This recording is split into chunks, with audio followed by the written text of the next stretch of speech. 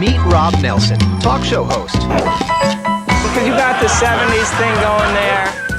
I got someone's underwear. Robert Kennedy, thanks for taking a minute. Simple question. Tucker, It's good to see you. Listen, You're a Bitcoin maximalist. You're Bitcoin forever. I hate this central bank digital currency. hey, I don't have all the answers, but together, I know we can find them. Down in competition in the ratings tab for late night weekend viewers. hey everybody, welcome to Rob Nelson Live. Happy Monday, post-Thanksgiving. Got my Legends Live Forever hat on.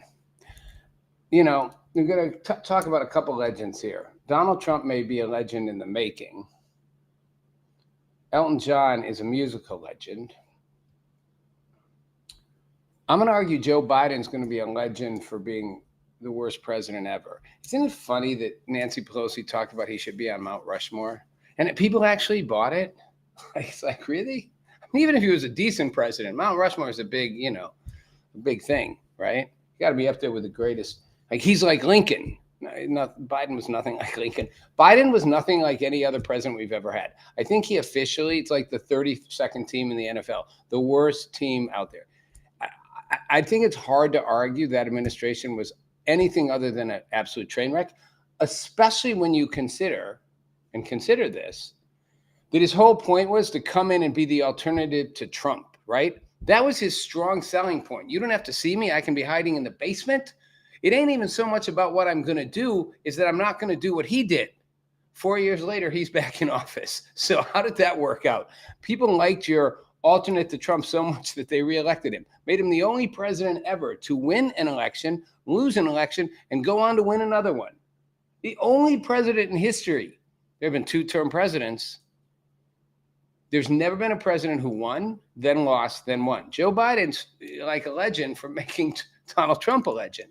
So that said, that's what causes this absolute insanity in people's heads about Trump. And I'm not saying everything he's doing is good. I've criticized him plenty on this show and will continue to where necessary. But those criticisms pale in comparison to, again, the bigger picture. A, what he's actually doing or trying to accomplish. And he ran on doing all these things. B, why people voted for him to do it. I mean, Joe Biden, Kamala Harris, the Democratic Party can take a bow because they are the reason Donald Trump got reelected. Donald Trump didn't get reelected, no matter what anybody tells you, because because people wanted him so badly. Because again, there are people who wanted him so badly, but he didn't win the election because there was just this craving to get him. Had you had a solid Democratic presidency, people would have been like, maybe we move forward here. The Biden administration, the Democratic Party, was such a train wreck for the 4 years he was in office, such a complete lie, shamble, whether it was on the economy, whether it was on immigration, just literally.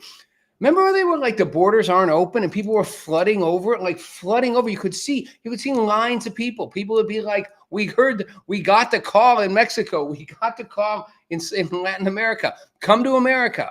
Everything's free. They'll take care of you. They'll let you in. Just say you're an asylum seeker. And they just poured in. Oh, no, we're trying to keep the border safe and secure. No, they weren't. Donald Trump came in and shut the fucking border down. Like literally, nobody's coming in. Wasn't that hard to do? They set this all up. The disastrous withdrawal from Afghanistan, pretending it wasn't a disaster. You got people hanging off of planes like, get me out of here. You got U.S. service members being shot down on our own base. Afghanistan taking billions of dollars of U.S. weapons and technology that we left behind. And that's a successful withdrawal. And that's what they said. Remember, it was successful. Just like the economy was successful, just like COVID was successful, the vaccine was successful, everything was successful. It was so successful that people went back and elected the guy before that you won on the premise of, I'm going to replace the guy who's so dangerous and so bad, such a disaster, that they went back and elected him again. We'll take whatever chances come with it. Maybe he won't leave after 8 years. We'll get to that in a minute, after 4 years in this case, but that would be a total of 8. We'll get to that with Josh Brolin's comments on that. So I want to jump ahead for a second. It's going to be an interesting, perhaps slightly shorter show, but you know me, I say shorter and then I go longer. Go figure that out. So watching this whole thing with Venezuela, a lot is cooking here. So we've been shooting down the drug boats, which, as I said, may be an extrajudicial action, but at a certain point, this is what we've come to, right? It's sort of like Batman. Batman was extrajudicial action, right? Batman wasn't supposed to do what Batman did, right? He operated outside the justice system. He came in and applied his own justice. Now, he tended to try to not kill people, but it was Batman justice. It was like, you guys are bad. You're doing horrible things. The justice system isn't getting you. You're wreaking havoc on innocent people, like my parents, Bruce Wayne's parents, who somebody just gunned down in front of me, and I'm going to serve justice on you. And that's going to be the end of it. The Justice League's similar. Like, in some ways, at a certain point, you go, the system isn't stopping this from happening, right? The system isn't stopping drugs from pouring into our country. Deadly drugs, fentanyl, killing thousands and thousands and thousands and thousands of Americans, killing young people, making people addicts, hooking people. That's just pouring in. And the judicial system isn't stopping it. So at a certain point, Batman comes in and says, hey, I'll stop it. Well, that's what Trump did with Venezuela. See these little boats whizzing across the water with drug dealers carrying tons of drugs? Because you don't need a huge boat to carry a whole lot of drugs that are going to be deadly. You don't need to carry 3 tons of fentanyl in. We're whipping them across the water. Here's what we're going to do. We're going to see you in our little satellites. We're just going to drop a drone out there and just boom. Extrajudicial, 3 times is the charm. Maybe, but are you losing sleep over it? I'm not. You shouldn't be. You're a human rights activist. I wouldn't lose sleep over that. I'd lose sleep over the actual genuine human rights violations going on. Now, you might argue, well, this massive sweep up of scooping up people who are here illegally, not just the violent criminals, but people who built lives here, that seems like that's worth worrying about. Yeah, maybe that's a place for human rights activists to go. Yeah, maybe that's a good spot, right? You could pick a whole lot of places in the world where you need to look at human rights. Maybe you would look at the human rights abuses going on in Venezuela from Maduro, who's a ruthless dictator. Maybe you'd look at those. Maybe you'd look and go, most of the human rights abuses in the U.S. are not directed at U.S. citizens. We're pretty good to our own citizens. You might argue there's a broader human rights issue about livability, the Mandami argument. If you're not able to pay rent, pay bills, live a basic lifestyle, a decent, standard of living wage, etc., that's a human rights violation. Maybe healthcare, not having healthcare. People argue that's healthcare is a human right. I'm not going to argue these aren't valid things, but you want to talk about serious human rights violations. I'm sorry. Does Hamas come up on my radar? No, we like Hamas. They're good, right? From the river to the sea, we take care of all our people. Those fuckers are literally the biggest human rights violation out there. Backed by Iran, their backer, who's up there with them. China, pretty bad on the human rights. Russia, pretty bad on the human rights. Whole lot of countries pretty bad on the human rights. U.S., pretty good on the human rights. But that said, you want to pick something, go for it. But you're gonna remember they made their raft to die on. The guy, the domestic abuser whose wife literally said, "I'm scared for my life," and she went to court and was like, "He's beat the shit out of me multiple times, and I'm terrified." Now she changed her tune later. Who knows why? But nonetheless, that was real then. Oh, let's make a case for him. He's a good husband. He's a good father. Yeah, maybe moving human trafficking and beating the shit out of his wife, but he's a decent guy. Yeah, he's a gang member or ex-gang member, but he's a good guy. They picked the weirdest rafts to float on, to die on. So you're going to die on the Venezuelan drug dealers. This is an abuse of power. Donald Trump is attacking these innocent drug smugglers who are just innocently whipping across the water to bring tons of fentanyl into the U.S. to kill thousands and thousands of Americans. These poor souls are getting shot at. That's horrible. Extrajudicial. Let's look out for them. No. Well, most people don't buy it. Trump's blowing them up one after the other, and it's scaring them. They're scared. Who wants to get on those boats? It's like, man, they can see us from their satellites. We got a 50-50 shot at best to get into the other shore. I don't know. I want to do it. Maybe someone in the cartel's like, well, you're going to do it or we're going to kill you anyway. But all right, well, cut to, talk gets raised about, Trump makes his comment about Venezuelan airspace should be considered closed. Now, let me quick backstory what that means.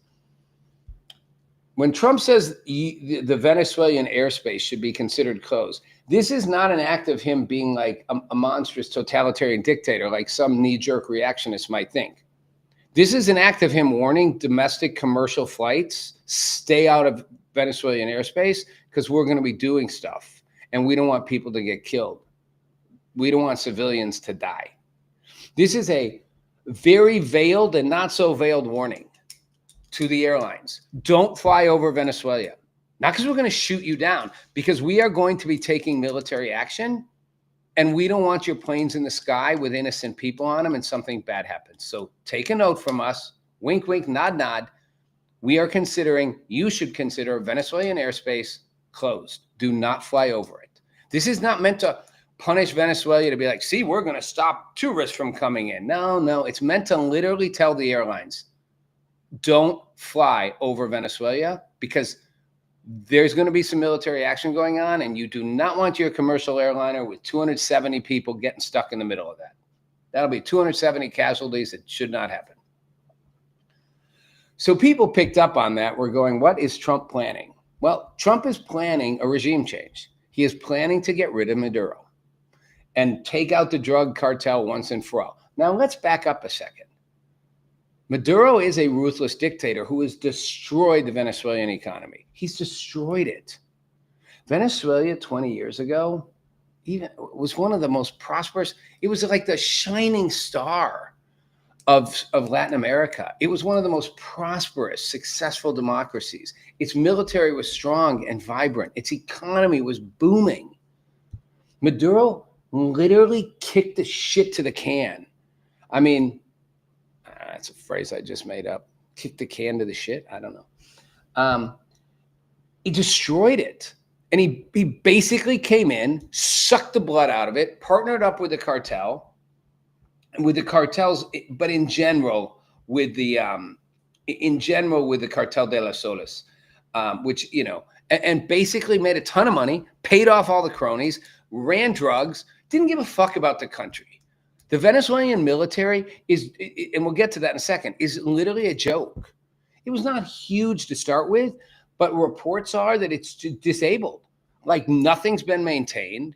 They have Russian stuff more recently that's not great. They have U.S. stuff. When we gave Venezuela, sold Venezuela, and gave Venezuela arms, a long time ago, they never maintained. They're like, planes won't fly. Their ships won't sail. Nothing's maintained. It's all a wreck. Who does that? Who takes over a country and just lets your military just go to crap? Well, somebody who doesn't give a fuck about protecting the country, just taking money. Now, here's the proof of it. So Trump, this is all the setup what happened. Per the Miami Herald, Trump said he did. So it ain't just per the Miami Herald anymore. Trump gets on a phone call with Caracas, with the capital of Venezuela. Trump says he spoke to Maduro, probably did. And he says, here's the deal. We guarantee you safe passage out of Venezuela. You, your wife, Celia Flores, and your son. Guarantee. We won't hurt you. We won't capture you. It's basically like a plea deal. It's like an immunity if you tell us how to get the other guys. It's an immunity if you just give up power. You leave. Stop wrecking your country. And the Venezuelan people don't like Maduro. There are some that do, but let's not get it wrong here. It's not like he's a loved man, whatever. And they'll show pictures of him with his supporters, whatever. Sure. The vast majority of the Venezuelan people, a lot of them left who came to the States, to Europe over the years. People aren't happy. Their economy's been train wrecked. They're a joke. There's no human rights. There's no freedom of speech. People aren't happy with it. They're not. The only people making money are the rich elites and the cronies of Maduro. So they'd be happy to have him gone. We'd like him gone because it ain't good for the region. It ain't good for our relationships. We are a power that wants to maintain good relationships, and we don't really want these drugs coming in all the time. The drug cartel is basically the government. So, yep, bye-bye. But here's the deal, Maduro. You, your wife, your son, free passage out. We won't come after you. We won't try to find you. We won't try to get you. Go wherever you want to go. We'll make sure it's safe. You just resign immediately. Now, if you're Maduro and you care so much about your country, you just love Venezuela, you see him talk like his thing, the saber rattling, like we won't be intimidated by the Western imperialists. That is such an old, come on, man, get a new playbook. This is like Mike McCarthy, who's a Packers coach, was the Cowboys coach. They're playing the old playbook. It's why the Packers only went to one Super Bowl and won one Super Bowl. It's why the Cowboys were a train wreck under him. He's playing the old playbook. You got to move up a notch. You got to improve or, go like with the younger coaches, or the newer spirited coaches, the Dan Campbells, the Sean McDermotts, go, who are playing a new playbook. Maduro's playing the old playbook, the imperialist monsters. This is Castro, man. This is 1963, right? New era. Sorry, we're in 2025. No, Maduro didn't take a stand and go, fuck you. You won't get me out of this country alive. I've been watching the, American Revolution, Ken Burns documentary. Trust me, that thing will put you to sleep. Ken Burns, I swear to God. I remember, I'm old enough to have gone, in high school, grade school, we had to watch these things in the documentaries, whether it was about wildlife or politics or anything. They were so boring, you couldn't stay awake. So you remember nothing, right? Because it was just a monotone narrator. And then the lion charges through the bush where the unsuspecting, elk is waiting. The elk, surprised, turns and runs. It's like that, right? But it could do it about anything, right? They could do it about marijuana. Remember, you guys, you're younger than me. You don't remember, like, marijuana was like the killer thing, right? It's going to make everybody crazy. It's going to be like, You smoke a joint, you're a serial killer on the loose. They really ran that, right? And it'd be like, marijuana affects the central nervous system of people. It turns people into psychotic things. It's like everything's done in the drab way. It doesn't matter, animals, drugs. Heck, you could do a documentary on the circus and the high wire performers swing down on the trapeze, feet dangling, hands grasped on the thing. That's Ken Burns. Could you make the American Revolution any more boring? Try. Now, that said, brilliant information in there. If you can keep your eyelids open and cut through it all, it's a fascinating journey into stuff you wouldn't necessarily know about the American Revolution, about the Patriots. Sidebar. Now, this is a sidebar to a sidebar. So remember, we got to come back. We got to do the Trump weave and get back to where I started. So don't forget the starting point here, which is Maduro being offered free passage if he'll resign. So we took one sidebar. Now we're taking a double sidebar. So yeah, that's what we do here. I don't think we'll do a triple today. It's like a gymnast, you know. You do the how many? I don't even know what they call it. You do the triple thing. Boom, boom, boom, boom. And you know, so bottom line, the American Revolution was so violent, and it wasn't just violent like the Americans, the patriots to the British. And those of you who don't know, they were called the Patriots, right? So when people call themselves patriots now, particularly on the right, you know, the MAGA supporters, patriots, they are referring back to that era, the original patriots. That's what they were called. They were called rebels, if you know, from the British, but they were the patriots here. But there were an enormous number of loyalists. Remember, everyone here was happy to be part of the British, you know, British Commonwealth. The founding fathers weren't initially trying to get rid of Britain and start a democracy. They were trying to protect their property rights and their income and their money and their power.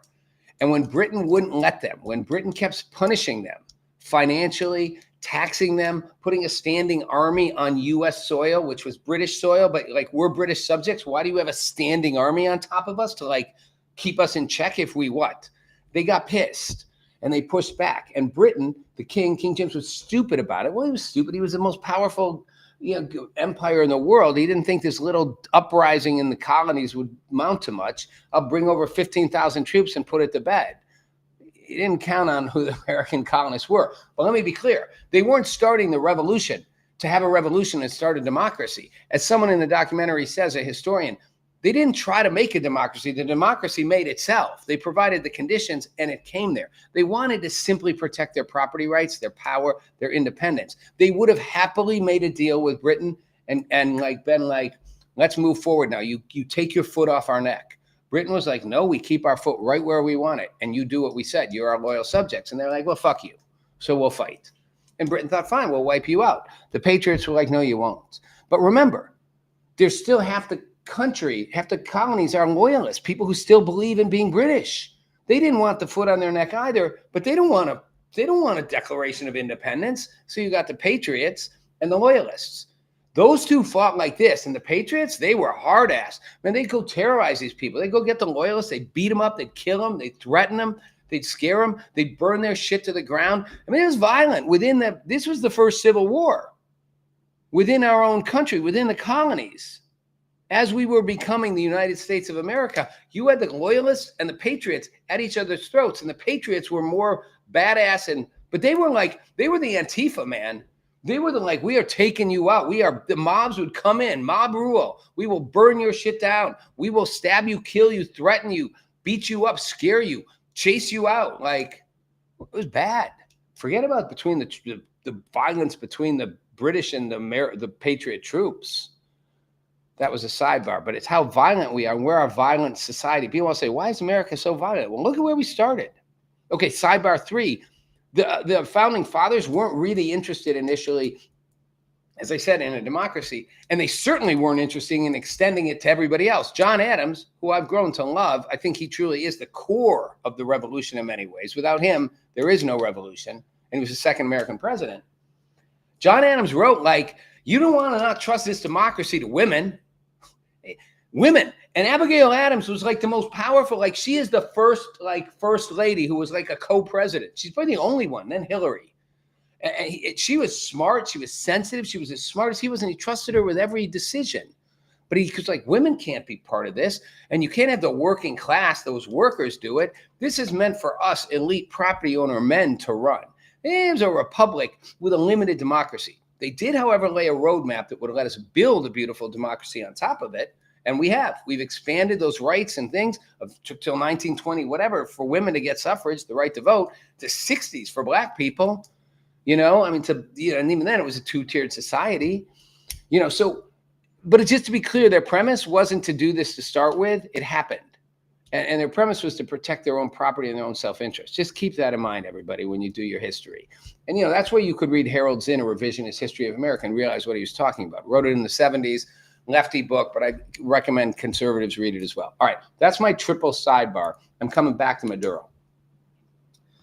Maduro doesn't go fuck you And the reason I made my first sidebar is give me liberty or give me death. Patrick Henry. The Patriots were ready to, once they committed, they were ready to die for it. Once they were in, they were in. They're like, we'll die before we'll back down. We will die.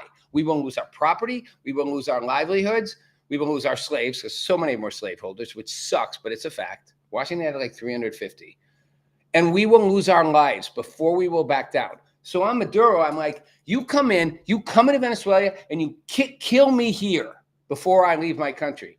No, that's not what happened. No. What happened apparently was they had an impasse because Maduro wanted global amnesty. I don't even know how you give somebody global amnesty for all the crimes he and his group had committed. Okay, I'll leave. But I want amnesty worldwide so I can't get prosecuted for all the bad shit I did somewhere else. Prosecuted somewhere else for all the bad shit I did here. Wow. Well, that's a man. That's a Patrick Henry, George Washington, John Jay, Benjamin Franklin, John Adams, after my own heart, Thomas Paine. Oh, you'll give me some perks?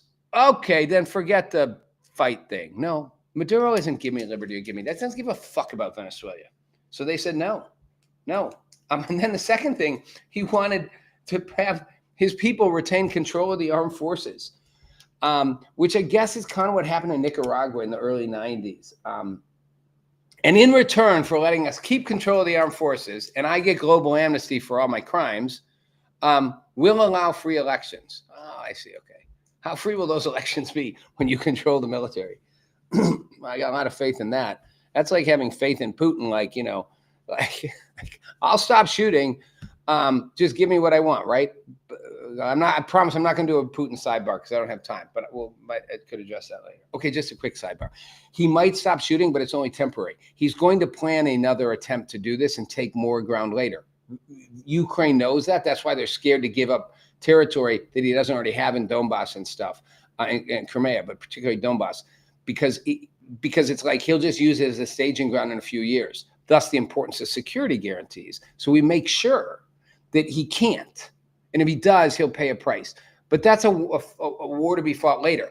Sidebar 2, George Washington understood better than most generals in history that his success was simply staying alive. His success wasn't dependent on winning. It was staying alive, live to fight another day. That's what George Washington was a genius at. And you'll get that if you can drag your eyelids through the entire Ken Burns documentary. Washington's genius was, I don't have to win. I just have to not lose. I don't need to beat Britain. I need to force Britain to not beat us. I need to wear them out, make them go home, and I don't have to win. I just got to survive. That is, to me, Ukraine. Zelensky doesn't have to win. He'll never beat Russia. He just has to not lose. So however you get Russia out, if that's a peace treaty and you give up a lot, fine, you live to fight another day. Okay, that was a double sidebar. I've done a triple sidebar and a double sidebar. Pretty good. And I still have about 4 or 5 minutes left. And then the final thing was timing. Maduro wouldn't resign immediately. And Trump was like, here's the deal. Free passage, you, your wife, your kid, get out of town. We won't come after you, and resign tomorrow. He didn't do it. So at that point, Saturday, Trump announced Venezuelan airspace should be considered, quote, closed in its entirety, meaning do not fly over it because we're coming in. Now, former Venezuelan diplomat Vanessa Newman said, I think the operations are going to start soon, like imminently, she said. And again, like I said, Venezuela, one of the strongest countries in Latin America, defections, corruption, sanctions, lack of maintenance. Its military is a joke. It'll last about 15 minutes against the U.S. And Cartel de los Soles is now a foreign terrorist organization. So, and by the way, the cartel took Venezuela as a main oil company. Those of you who think this is extrajudicial, they took the main oil company, which Venezuela's oil is where it made most of its money, and turned it into a money laundering operation, because they could use the company's international finance ability, ability to kind of get, use its connections to international banks to finance themselves. Eventually that ended, got sanctioned.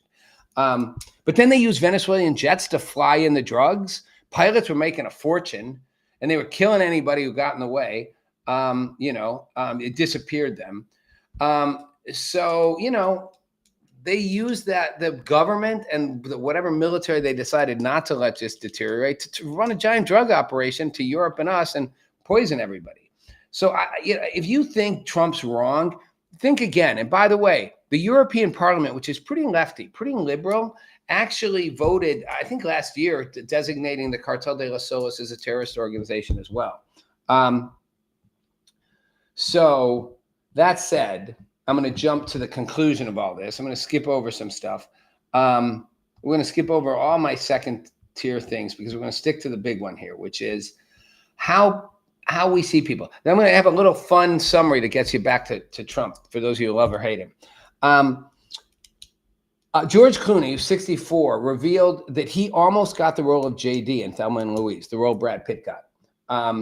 And JD was Pitt's breakout performance, right? He's the guy, right? And he hooks up with Gina Davis, who's the wife with a controlling husband, and she's on a woo woo woo, and Susan Sarandon's her buddy, and the end, right? Off the cliff, the car goes. But Clooney was pissed because he didn't get it. He was known in television. He hadn't done ER just yet. And Doug Ross, his ER character, becomes huge, but that's like 2 years later. But he said he didn't watch the movie for years because he was pissed that he didn't get the part, because he was like, that part could have gotten me out of being on TV, because he was doing TV work, and into film. And Brad Pitt, it launched his career. He's totally honest. He's like, I was fucking pissed. Now, he and Brad Pitt became friends. They did Ocean's 11, a handful of other movies. And he admitted Brad was perfect for the role. But he said, it always pissed me off. He's like, I hate him because he got the part. So here's the best part. Gina Davis, right? Clooney's talking to her years later, and he says, I hate Brad Pitt. And she's like, no, you don't. He's a friend of yours, good friend. He's like, no, I hate him because he got the part. And she says, oh, did you want the part? To George Clooney. And he said, you couldn't tell when I auditioned with you? And she laughs and says, I don't remember you auditioning. My point here is, Gina Davis was the bigger actress at the time of Thelma and Louise than George Clooney. I guarantee you, a ton of people don't know who Gina Davis is. Everybody knows who George Clooney is. But at the time, he's auditioning to play this part that will seduce her in the movie, and she doesn't even remember he auditioned. And Brad Pitt, she said, didn't remember his name. When they asked who she liked, she said, pick the blonde one, because she said he was just so talented, so good at it. But she didn't remember either one of their names, and she didn't remember George Clooney ever auditioned. George Clooney, Brad Pitt, 150 times bigger than Gina Davis. This is how you have to see Trump. Nobody thought Trump would be the Brad Pitt or the George Clooney, but he became it. He became the superstar.